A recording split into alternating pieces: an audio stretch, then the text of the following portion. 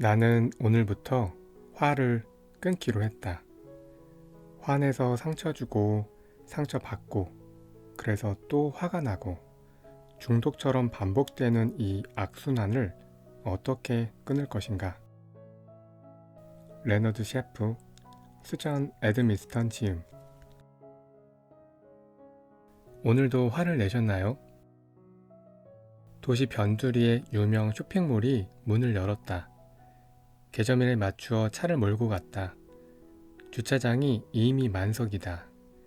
주차 자리를 찾아 10여 분간 이리저리 운전하고 있는데 마침내 바로 앞에 주차된 차가 빠져나간다. 비상등을 켜고 앞차가 완전히 빠져나가기를 기다린다. 그런데 갑자기 반대쪽에서 지프 한 대가 튀어나오더니 얌체처럼 먼저 주차해버린다. 게다가 항의 표시로 경적을 울리자 지프 운전자가 차에서 내리면서 한번 쳐다보더니 가운데 손가락을 올리고는 그냥 가버린다. 어떤가? 화가 나지 않는가? 이제 상황을 살짝 바꿔보자. 무례한 지프 운전자가 아니라 소 한 마리가 주차 자리로 뛰어들더니 주저앉아 버린다. 경적을 울려도 꼼짝하지 않고 고개를 들어 음매하고 울 뿐이다. 지금도 화가 나는가? 화에 중독되다. 대부분의 사람들은 화를 내지 않는다면 지금보다 더 나은 삶을 살 수 있을 것이라고 생각한다. 그럼에도 오늘날 우리 사회에는 화내는 사람들이 더 늘어나고 있는 것처럼 보인다. 최근에는 그 파괴력이 새로운 단계로 들어섰다. 보복운전, 데이트 폭력, 격양된 방송인, 물불 안 가리는 10대, 편 가르기를 비롯하여 화풀이를 위해 수천 명을 죽여도 상관없다는 슈퍼 악당도 일상에서 쉽게 찾아볼 수 있다. 왜 화는 사라지지 않고 오히려 더 증가하고 있는 걸까? 첫째, 화는 인간의 자연스러운 감정이다. 누구나 화를 낸다. 누군가 달라이 라마에게 물었다. 불교를 돈 때문에 이용하는 사람들을 보면 무슨 생각이 드나요? 달라이 라마는 차분하게 이야기를 시작했지만 갈수록 안색이 불그락 푸르락해졌다.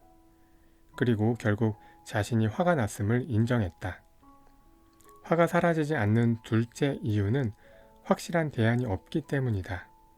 이 책은 부처의 가르침에 기초하여 화를 다스리는 방안을 제시하지만 그렇다고 독자에게 특별히 종교적 믿음을 요구하지는 않는다. 심리치료도 아니다. 단지 게슈탈트 심리치료사인 프리츠 펄스가 말했듯이 아는 것 자체가 치료라는 점만 이해하면 된다.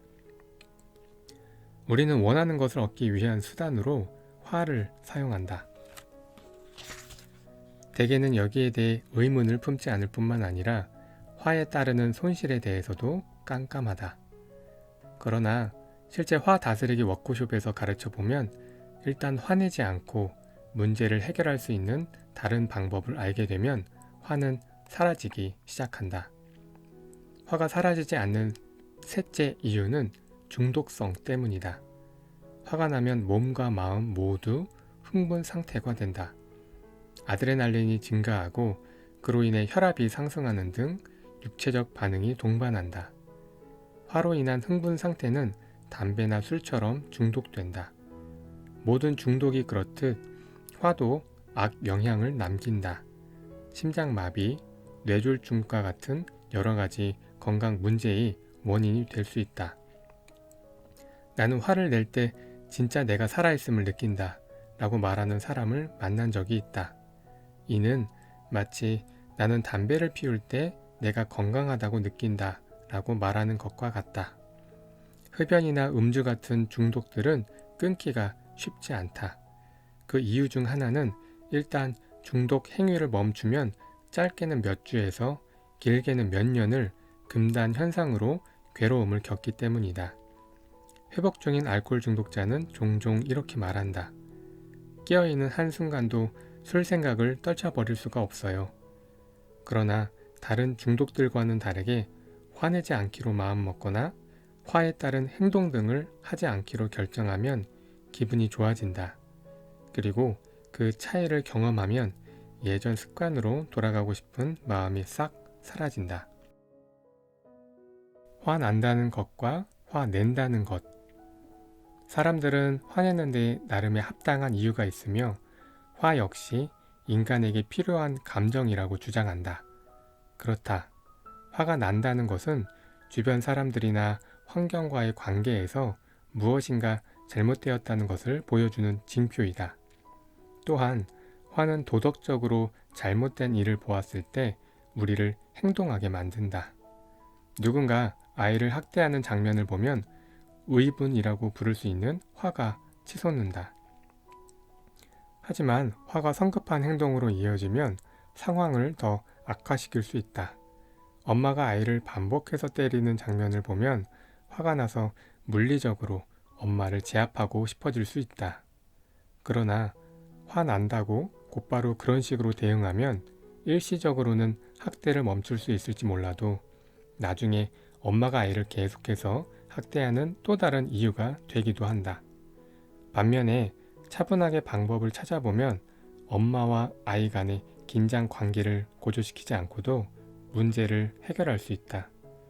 엄마의 학대 행위 자체를 불편하게 만들거나 또는 문제의 근원에 대해 엄마와 대화할 수 있다.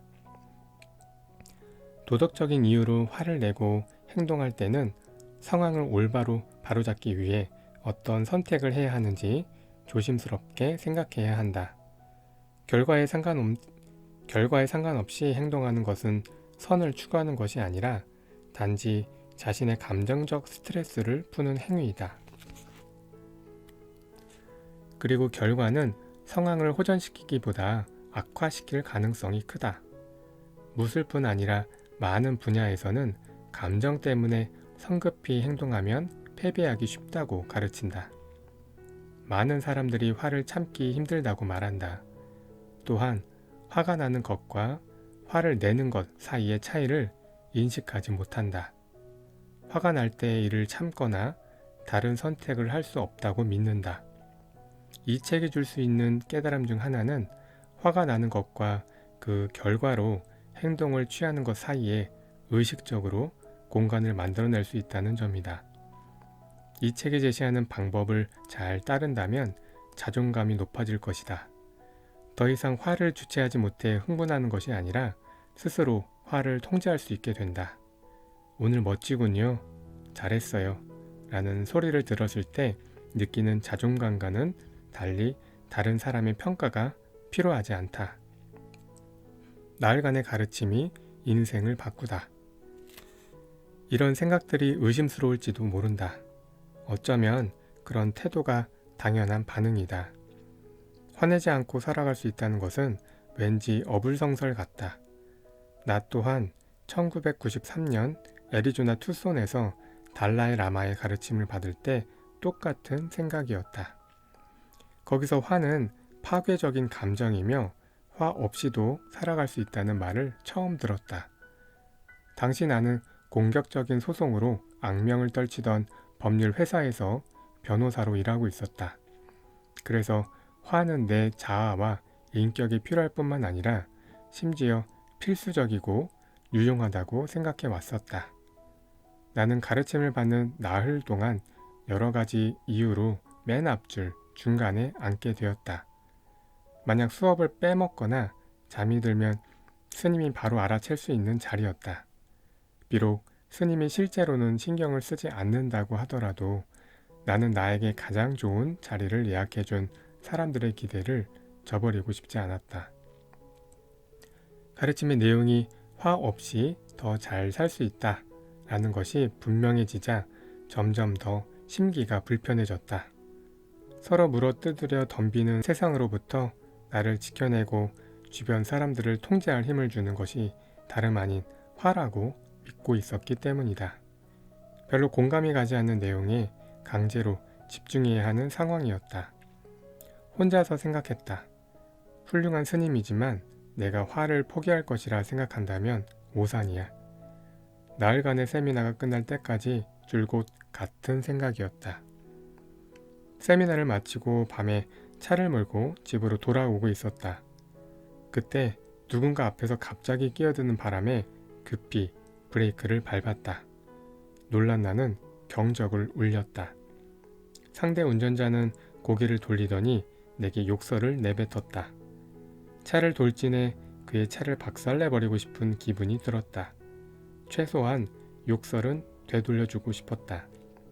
그러나 자제했다.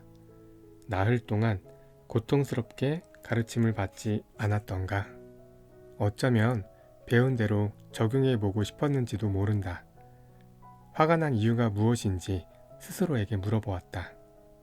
나에 대해 전혀 모르는 사람이 나에게 예의 없는 행동을 했기 때문이라는 사실을 깨달았다. 또한 그의 모욕 자체는 아무런 해가 없다는 점도 알았다.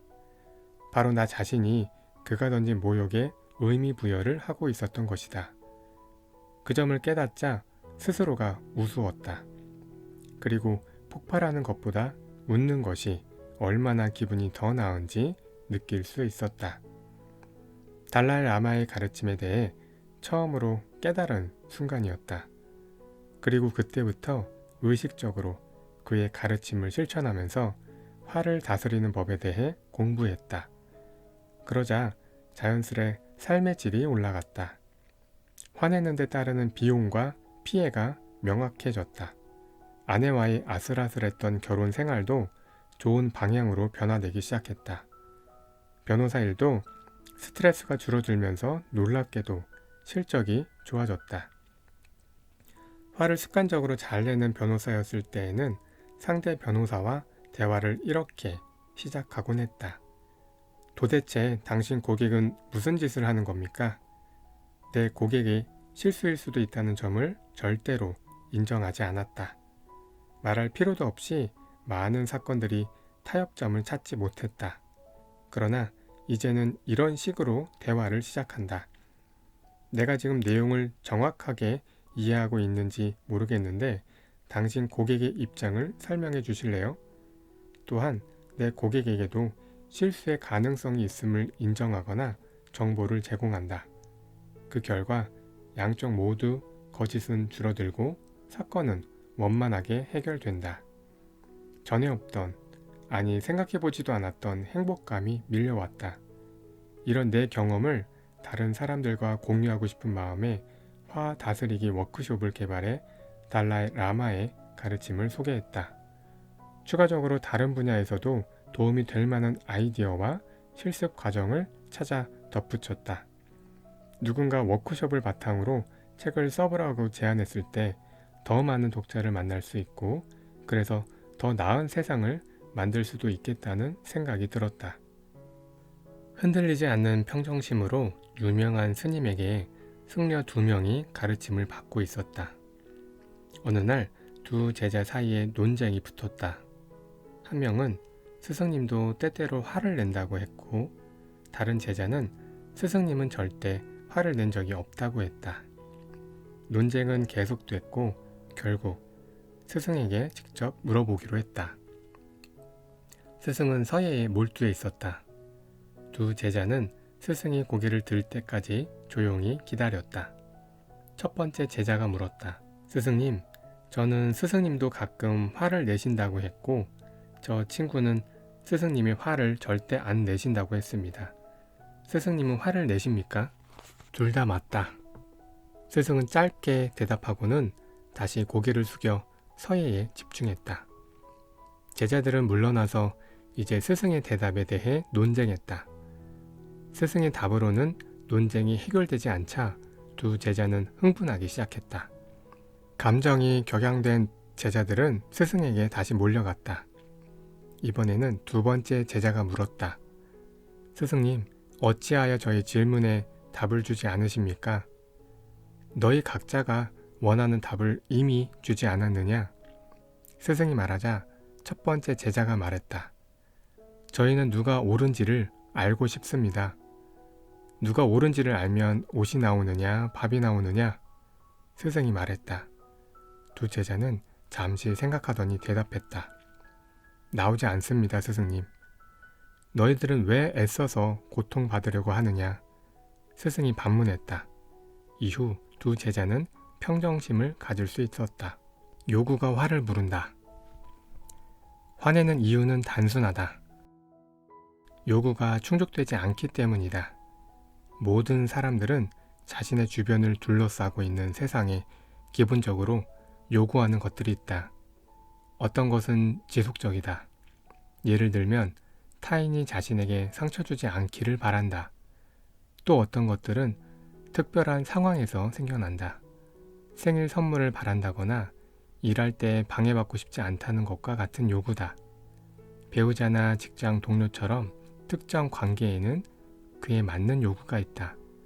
요구는 구체적일 수도 있고 추상적일 수도 있다. 일터에서 급여 수령을 원하는 요구는 구체적이지만 다른 이에게 존경이나 사랑받고 싶다는 요구는 추상적이다. 어쨌든 이런 요구들 중 일부를 제외하면 대부분은 그리 중요하지 않고 오직 삶 속에서 화를 불러일으킬 뿐이다. 위의 이야기에서 누가 옳은지를 알고 싶은 두 제자의 요구도 중요하지 않다.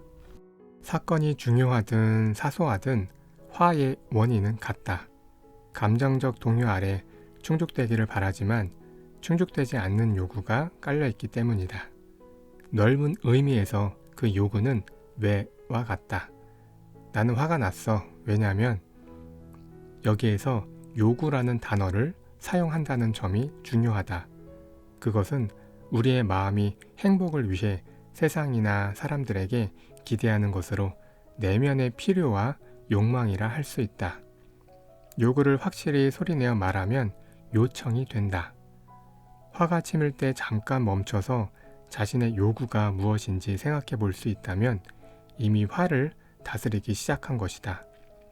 앞으로 다른 여러 가지 방법들도 다룰 테지만 그것들과 상관없이 그저 자신의 요구를 생각하는 잠깐의 시간만으로도 그것이 얼마나 가치가 있는지 알 수 있을 것이다.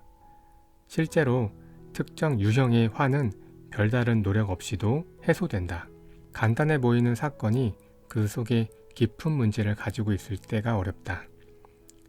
정확히는 존중이라는 문제가 숨어 있다. 배우자가 생일을 기억하지 못하면 사랑이 식었다고 해석한다. 유사하게 남편이 치약 뚜껑을 닫지 않으면 간단한 요구조차 들어주지 않는다며 이를 자신을 존중하지 않는다고 해석한다. 나는 의도적으로 해석이라는 단어를 사용했다. 남편의 행동에 대한 이해가 그의 의도나 진실과 완전히 다를 수 있기 때문이다. 그냥 단순히 게으르거나 다른 물건들을 처리할 때도 마찬가지일 수 있다.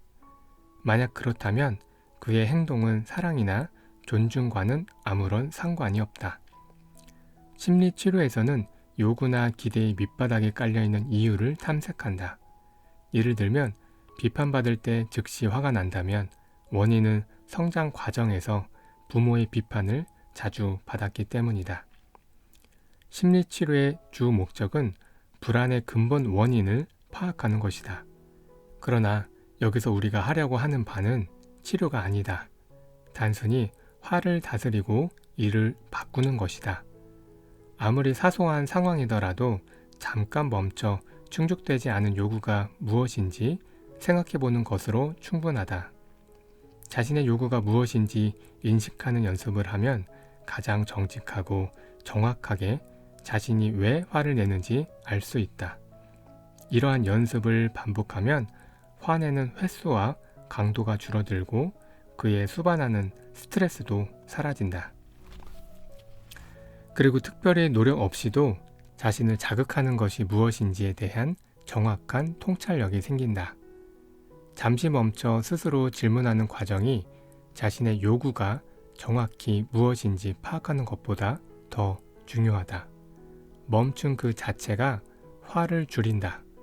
진짜 요구가 무엇인지 알아가면서 이를 버릴지 아니면 더 효과적으로 이를 달성할지를 선택할 수 있게 된다. 4가지 요구. 요구는 일반적으로 4가지 형태로 나눌 수 있다. 대개의 분류가 그렇듯이 이를 통해 해석을 끝내고자 하는 것이 아니다. 이러한 분류를 통해 내용을 더 깊이 들여다볼 수 있는 출발점으로서 의미가 있다. 중요하면서 합리적인 요구, 배우자에게 사랑받고 싶다와 같이 전적으로 정당하고 의미 있는 요구다. 합리적이지만 중요하지 않는 요구, 레스토랑 창가 자리에 앉고 싶다 또는 나는 중국 음식을 먹고 싶은데 그녀는 이탈리아 음식을 원한다 와 같이 합리적이긴 하지만 중요한 요구는 아니다. 스스로 평가해보라. 비합리적인 요구, 초보 운전자에게 방해받고 싶지 않다 또는 내가 중요한 사람임을 낯선 사람이 알아주길 바란다처럼 어리석고 말이 안 되는 요구다. 불가능한 요구, 내 기발한 아이디어가 채택돼야 해 또는 모두에게 사랑받고 싶어. 나를 행복하게 해줘. 제발 내가 신경 쓰지 않게 당신이 모두 맡아서 해결해줘 와 같은 요구다. 대개 단일 사건이기보다는 지속적인 경우가 많다. 그리고 포괄적이다. 충족되기 힘든 요구들이기 때문에 지속적인 화의 근거로 작용하고 만성적으로 불행하게 한다. 왜 요구하지 않는가? 일상 속에서 화를 만들어내는 방법 중 하나가 자신의 요구를 제대로 알리지 않는 것이다. 실제로 우리는 주변 사람들이 자신이 원하는 바를 마법처럼 알아주기를 바란다. 그리고 본인이 알리지도 않은 요구와 부합하지 않는 상황이 발생하게 되면 화를 낸다. 이제 막 새로 구입한 고가의 바지를 입고 외출을 했는데 별다른 이유 없이 지퍼가 고장이 났다고 상상해보자. 바지를 환불하러 가게로 돌아갔다면 점원에게 어떻게 말할 것인가? 이 바지를 한번 보세요. 지퍼가 고장 났어요. 네, 죄송합니다. 무슨 바지가 이렇게 조잡해요? 네, 죄송합니다. 이런 물건을 팔다니 부끄러운 줄 아세요? 네, 죄송합니다. 환불해 주세요. 아, 환불을 원하시는군요. 사랑하는 사람이 자신의 마음을 읽어주기를 바라는 이들이 있다. 알려주지도 않은 자신의 마음속 요구에 상대방이 부응하는 행동을 해주기를 원하는 것이다. 마법을 부리지 않는 한 표현하지 않고 마음속에만 있는 요구를 알 수는 없다. 그러곤 화를 낸다. 자신의 요구를 말하지 않으면서 상대방이 알아서 움직여주기를 바라는 사람이 되지 말자. 그런 종류의 사람들은 종종 이런 환상을 품는다. 정말 나를 소중하게 생각한다면 내 마음을 알 거야. 한 번은 화 다스리기 워크숍에서 사람들이 옆자리 사람을 향해 이왕이면 함께 참석한 지인이 아니라 낯선 사람 쪽으로 돌아 앉게 했다. 그리고 신체 동작을 요구하는 간단한 부탁을 하게 했다. 펜을 빌려주세요처럼 일상에서 흔히 하는 부탁을 피하기 위해 신체 동작과 관련된 요구를 하라고 했다. 상대방은 그 요구를 따르든 거부하든 자유다. 그리고 역할을 바꿨다. 요구를 하는 것과 요구를 따르는 것 중 어느 쪽이 더 쉬울까? 참가자들은 거의 한 명도 빠짐없이 구체적 요구를 따르는 것이 요구하는 쪽보다 쉽다고 말했다. 일상생활에서는 항상 다른 사람들과 얽히고 설킨 행동들이 이어진다. 위의 실험을 일상에서 해보라. 다른 사람에게 요구를 해라. 예를 들어 마트 계산대에서 한두 가지 물건만 든 채 카트 가득 물건을 싣고 계산하려는 사람 뒤에 서 있다면 먼저 계산할 수 있냐고 물어보라. 차에 무거운 물건을 싣기 위해 힘들어하고 있다면 지나가는 사람에게 도움을 구해보라. 입 밖에 내지 않는 요구들. 일상생활에서 만약 요청을 하면 충족될 수 있는데 마치 말하지 않은 요구들이 있는가? 그것은 합리적인 요구들인가? 중요한가? 누군가 당신 내면의 요구들에 부합하지 않은 행동을 하면 화가 나는가? 원하는 바를 말하지 않고 화를 일상 속에서 반복해서 내는가? 잠시 시간을 내어 입 밖에 내지 않은 요구들을 생각해 보자. 요청하는 습관을 들여야 한다. 말하지 않은 요구들을 잘 살펴보면 화를 내는 많은 경우를 이해할 수 있다. 원하는 바나 필요에 관해 분명하게 표현하지 않으면 특히 친밀한 관계에서 커다란 문제를 야기한다. 부부관계 클리닉은 내면의 요구를 상대방에게 분명하고 정확하게 표현하도록 가르친다. 금요일 상담 시간에 어느 아내가 남편에게 꽃다발을 받고 싶다고 말했다. 생일이나 결혼기념일이어서가 아니라 오로지 사랑의 표현으로서 받고 싶다고 말했다. 다음 주에 남편은 꼭 가게에 전화를 걸어 커다란 꽃다발을 사랑해라는 카드와 함께 아내에게 보내달라고 주문했다. 다음 상담 시간에 남편은 드디어 아내의 웃음을 볼 수 있을 것이라고 기대했다. 그러나 아내는 여전히 화가 나 있었다. 비록 꽃다발을 받긴 했지만 남편이 사랑해를 카드에 직접 쓰지 않았기 때문이다. 아내는 내면에 말하지 않은 요구를 많이 가지고 있었던 것이다. 그러니까 남편은 아내가 말하지 않아도 때때로 특별한 이유 없이 선물을 줘야 한다는 사실을 알고 있어야 했다. 아내가 달라고 요구해서 받은 선물은 선물이 아니다. 엎드려 절받기다. 남편이 선물을 할 때는 전화를 걸어 주문해서는 안 되고 직접 수고를 해서 자신의 노력을 보여줘야 한다. 아내의 요구는 남편의 세심함과 친밀함일 테고 그것은 곧 자발적 선물로 표현된다. 이런 아내의 요구는 아마도 남편의 과거 경험에는 존재하지 않을 것이다. 어쩌면 아내는 사라져가는 남편의 사랑을 선물을 통해 확인하고 싶었는지도 모른다. 그녀는 화를 내는 대신에 이렇게 말하고 싶었을 것이다. 아름다운 꽃다발을 보내줘서 고마워요. 남편의 노력에 보답해 둘 사이가 더욱 가깝고 다정해지도록 애를 썼을 것이다.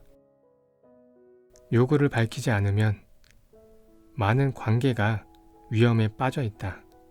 구성원 사이에 존재하는 입 밖에 내지 않은 서로 간에 알 수 없는 충족되지 않은 요구 때문이다.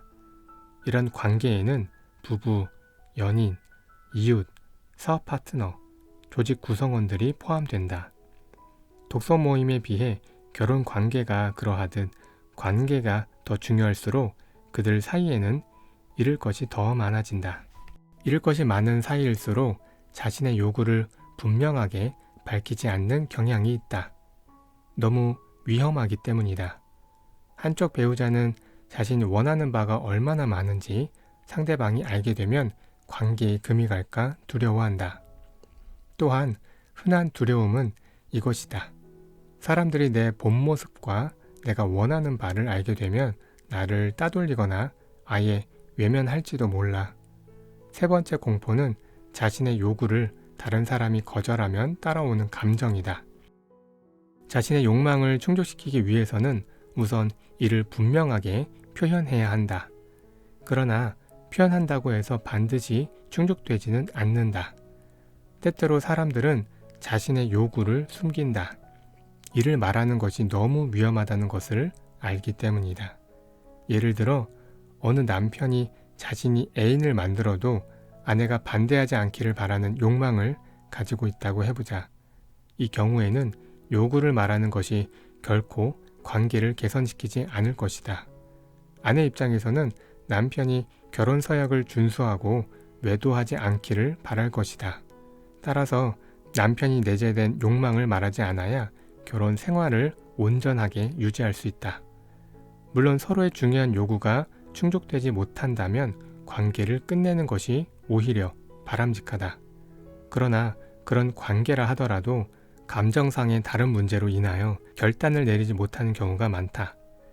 본인의 필요에 더 적합한 상대를 만나기 힘들 것이라 생각하고 현재의 관계를 떠나는 위험을 감수하려 하지 않는다.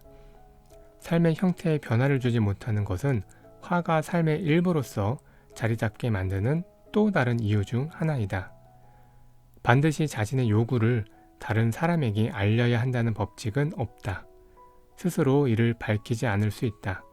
그러나 그로 인해 생겨날 수 있는 일들은 인지하고 있어야 한다. 나의 요구는 무엇인가?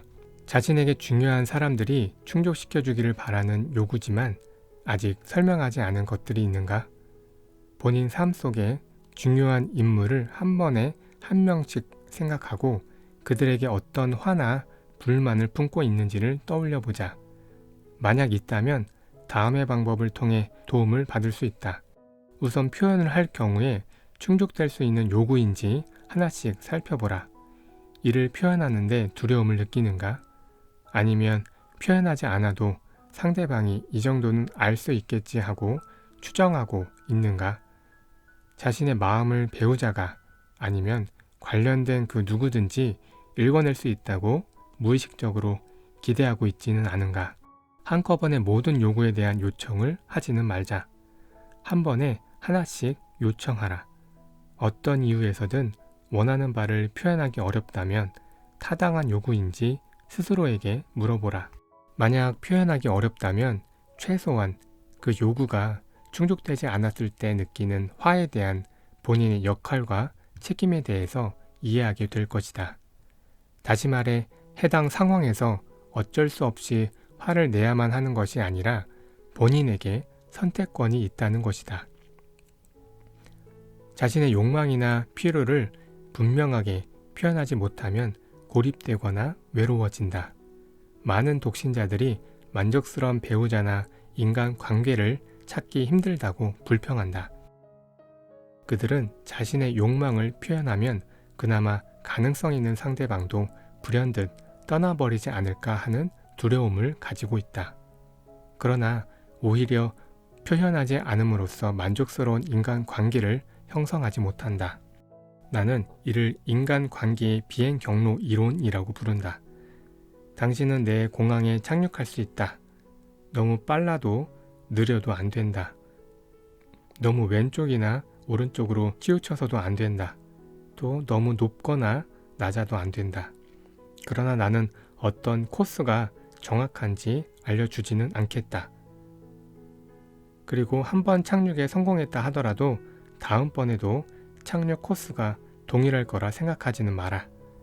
자신이 복잡하고 비밀스러운 마음속 착륙 코스를 가지고 있다는 사실을 깨닫게 되면 화가 나기보다는 슬퍼진다.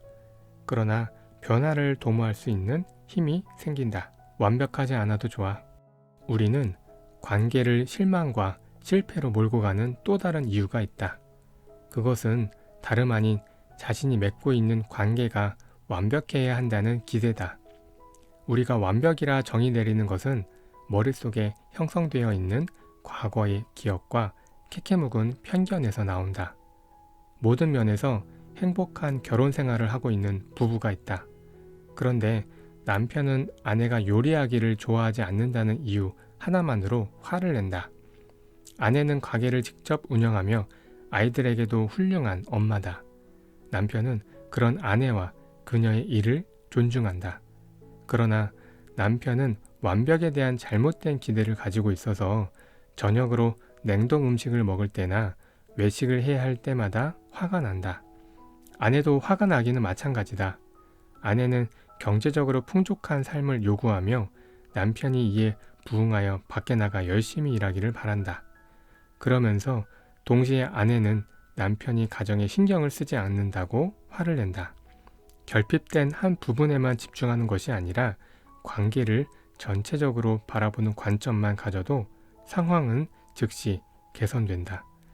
다시 말하지만 문제에 대한 자신의 책임과 역할에 대한 인식과 이해가 필수적이다. 우리의 내면에 숨어있는 요구는 복잡하고 대개는 지극히 사적이다. 완결된 특정 공식으로 해결할 수 있는 문제가 아니다.